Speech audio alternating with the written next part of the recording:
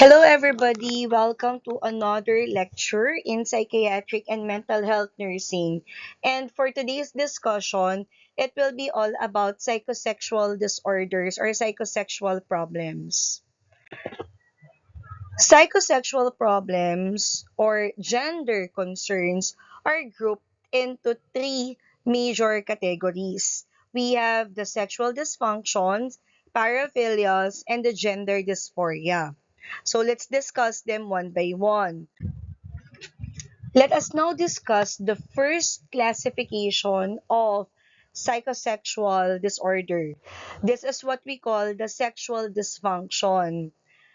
It is described as a characterized disturbance in the process of what we call sexual response cycle. At the same time, may mga individual din na nakakaramdam o nakakaranas ng sakit o ng kirot habang sila ay nakikipagtalik.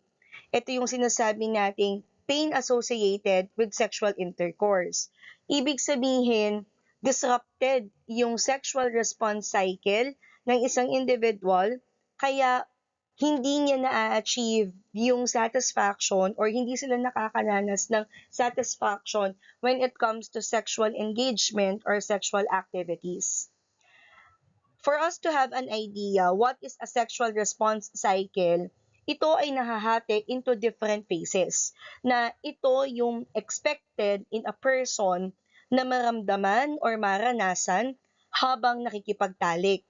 May tinatawag tayong desire, excitement, orgasm, and resolution as integral phases na bumubuo sa sexual response cycle na ito. Merong iba't ibang maaaring dahilan bakit nakakaranas ng sexual dysfunction ang isang individual. It could be a purely psychological factor, but it could also be a combination of an existing medical disease or illness. Halimbawa, diabetes mellitus, halimbawa, hypertension, or any other physiological problem plus a psychological factor. So, pwedeng ganun or pwedeng iyon ang maging dahilan bakit may psychosexual problem ang isang tao. This image or this picture will help you, nursing students, to illustrate and understand ano ba yung tinatawag nating stages of orgasm or yung tinatawag na sexual response cycle. Now, let's move on to the different types under this classification. Nangunguna na dito yung tinatawag na male hypoactive sexual desire disorder. Well, basically, ito, para mas maintindihan ninyo, kinukulang or may kakulangan pagdating sa sexual fantasies ang isang lalaki o hindi naman kaya wala siya talagang ka-interest na makipagtalik.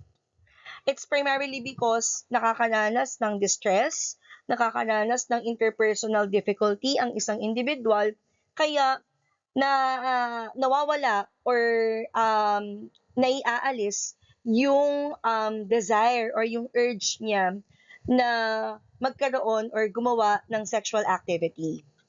The other one is what we call female sexual interest or arousal disorder. Ang problem dito will be the lubrication among females. Ang mga babae kasi, sa tuwing nakikipagtalik sila, pagdating sa phase ng excitement, nagre-release ng body fluid or ng lubricant ang babae to help them with their sexual activity at nakakatulong for them to accomplish the sexual response cycle. So, kailangan yung lubricant. Nga lang, because of this disorder, hirap makapagpalabas ng lubricant or hirap makapagpalubricate yung babae or may problema siya pagdating sa sexual excitement phase. The next one is what we call male erectile disorder. Obviously, what we're talking about here is mapanatili or ma-achieve niya, makuha niya yung erection or yung pagtigas ng sexual organ ng lalaki, which is also involved in the sexual activity to achieve the satisfaction. Not only for the male but also for the partner Well, obviously, generally, the female. So, hirap makakuha or mapanatili ang pagtayo ng sexual organ. Next is what we call female orgasmic disorder. Ito naman, ang problem natin dito, nade-delay o nawawala ang orgasm kahit normal naman ang excitement phase ng babae. So, it's either mabagal o talagang totally nawawala na pagdating sa phase ng orgasm kahit na nakakaranas naman siya ng excitement. Next is what we call delayed ejaculation disorder. Dito naman, matagal bago makaraos o kaya naman hindi talaga nakakaraos at all ang isang individual kahit na ito o siya ay nasa normal sexual excitement phase. Dahilan na rin sa distress, dahilan na rin sa interpersonal difficulty. Yung tinatawag namang premature ejaculation, ito naman ang kabaliktaran ng isang disorder natin. Dito sobrang bilis naman ng ejaculation bago pa bago pa sa kagustuhan ng individual or ng taong involved in that sexual activity. So, yan ang pinagkaiba ng delayed at ng premature ejaculation. Next, let's move on to genitopelvic pain or penetration disorder.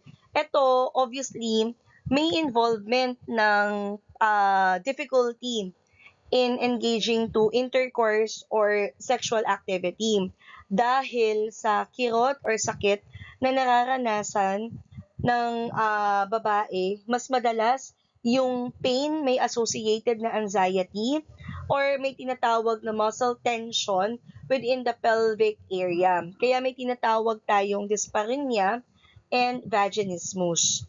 Maaaring itong mga ito nararanasan ng babae, it's because there are also other medical condition happening. So, mga gynecological problems, kagaya ng endometriosis, adenomyosis. So, pwedeng iyon yung nagdudulot ng mga ganito ding klaseng problema. Kaya hindi nila na-achieve or hindi nila nararanasan yung iba't ibang phases sa sexual response cycle. Now, pwede din ang sexual dysfunction ay dahil nga may clinical problem yung tao. Kagaya ng diabetes nga, ng hormonal imbalance, or ng hypertension.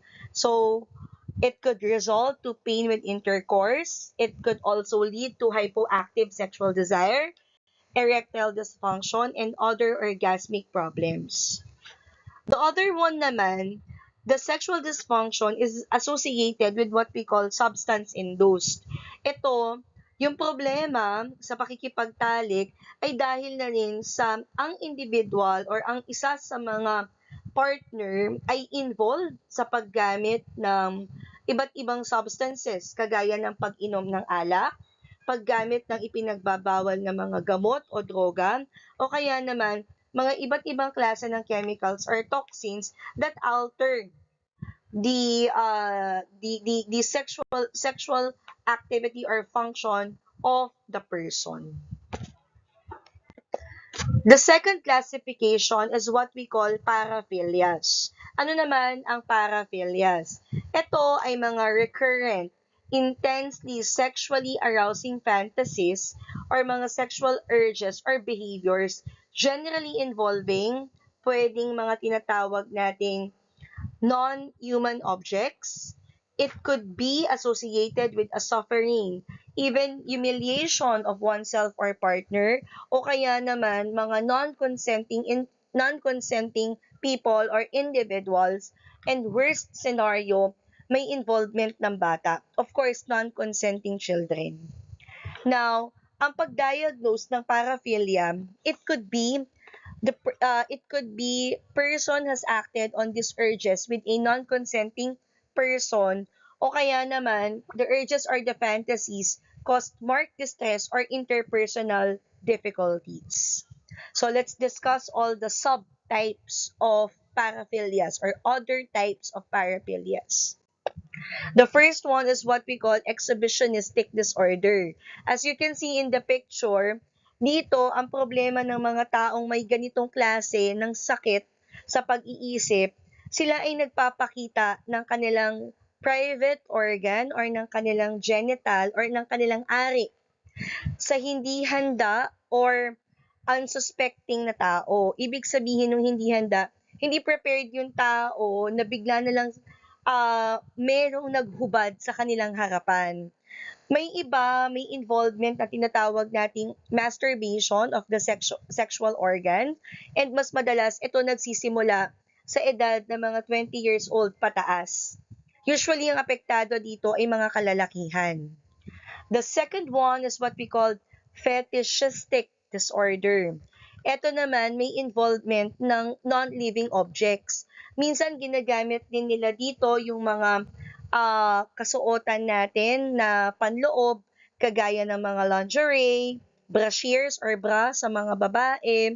Sometimes it could be the undergarments, underwear, kagaya ng panties, knickers, or briefs or boxer shorts, no? Na ito yung kanilang hinahawakan, then at the same time, nire-rub. Sometimes they also rub these types of objects na ito kaakibat or kasalukuyan din silang nagma-masturbate. Ang fetishistic disorder sometimes happen in adolescents or nagsisimula sa mga teenagers, and then if not controlled, it may lead to a chronic psychosexual disorder at yung iba nadadala hanggang sa kanilang pagtanda or up to their adulthood. The next one is what we call voyeuristic disorder. Ito naman yung mga cases na may mga tao, specifically on crowded areas, halimbawa sa mga public transportations. I've read stories na sa Japan, in Japan, there are tube trains na during peak hours, may mga taong may voyeuristic disorder rubbing their genitals into other person's thighs, sa kanilang likuran or sa kanilang buttocks or sa puwet. Yung iba naman within the breast area, and worst cases talagang nanghihipo sila in the genital. Usually, ang victims dito ay mga kababaihan, and voyeuristic disorders mas madalas nakikita sa mga lalaki. Gaya nga ng nabanggit ko, it could be within public transportation like trains, light rail trains or tube, or yung sa mga gitgitan ng mga buses. Pero sa buses madalang kasi mas madalas ang bus may designated seats, no? Mas ang mahirap talaga dito yung sa mga railway system. Pero may mangilan-ngilan din, especially in crowded areas like supermarkets or public markets or even sa mall or concerts, na kung saan nagkakaroon ng chance yung mga taong may ganitong klase ng paraphilia na gawin yung kanilang kagustuhan or yung kanilang mga urges. Pedophilic or pedophilic disorder naman, this is a sexual activity. The involvement is of course an adult with a non-consenting child. Child in the sense na minsan at 13 years old or younger ang mga nagiging biktima. Not exactly penetrating children, but pedophilic can also be manifested by watching a child undressing, o kaya naman yung pagtingin sa bata, tinitingnan yung bata na para bagang hinuhubadan ang tingin sa bata. Pero worst scenarios, yung mga nagma-masturbate in front of a child or in the presence of a child. Worst cases is they are penetrating the poor and innocent children, usually their genitalia. Well, here involved both gender of children, female and male. There are also touching or penetrating, yun nga, nabanggit ko na nga, touching and penetrating episodes. Next is what we call sexual masochism or masochism disorder. The sexual masochism naman, these are arousing fantasies, sexual urges or behaviors, pero may involvement ng act of being humiliation or humiliated, may pag-beat or pananakit doon sa partner or doon sa individual. Ang ikinaiba ng masochism sa sadism. Sa masochism kasi, yung sexual arousal niya mula sa pagiging pinapahirapan o kaya naman hinahamak. So may ganong aspeto. Yung sadism naman, it's a sexual arousal naman mula sa pananakit or pagpapahirap sa iba. So nakita yung ba yung diferensya nila? So, yung isa talagang merong physical suffering ng victim. And then sa sadism kasi, it could be consenting or non-consenting in the part of the victim. Unlike sa masochism, talagang yung sexual urge niya ay nandoon sa pinapahirapan sila. Next is the voyeuristic disorder. Sa Tagalog or in Filipino, ito yung mga naninilip or mas gusto nilang nanonood sa ibang individual or sa ibang partners or mga mag-asawa na either nagtatalik or individual na naghuhubad or tumitingin no doon sa mga um, tao na may mga sexual activity o kaya naman naked or even process of undressing. Madalas ang voyeuristic disorder, nagsisimula ito sa edad na 15 years old or bago mag 15 years old out of curiosity. Pero kapag napabayaan, it may lead to chronic psychosexual concerns or problem. May iba ding voyeuristic behavior na merong kasabay na masturbation. And kapag hindi ito naagapan, it could lead to a serious psychosexual behavior. Next is what we call gender dysphoria. Ito naman, obviously, ang problema ng individual dito is yung matinding hindi pagkakatugma sa pagitan ng kanilang assigned sex or assigned gender at birth at dun sa mga experience or yung gusto nilang ipahayag or i-express na kanilang sexualidad. Um, Merong discomfort sa kanilang biological sex na nararanasan ang mga individual. Halimbawa, para mas maintindihan yung gender dysphoria. May mga lalaki na mas komportable sila in doing feminine activities o kaya naman may mga babae na mas komportable sila in doing masculine activities or mga ginagawa ng mga lalaki.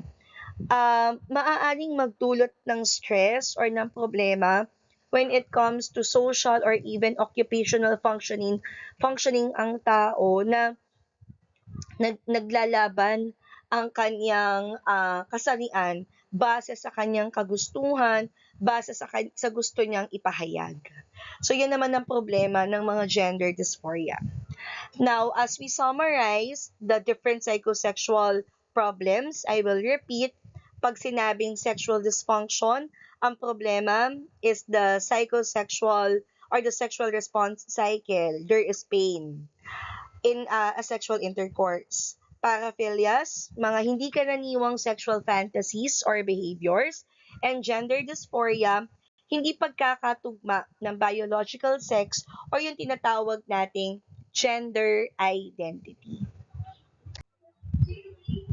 At dito po nagtatapos ang ating lecture patungkol sa mga iba't ibang problema na nararanasan ng isang individual sa pakikipagtalik.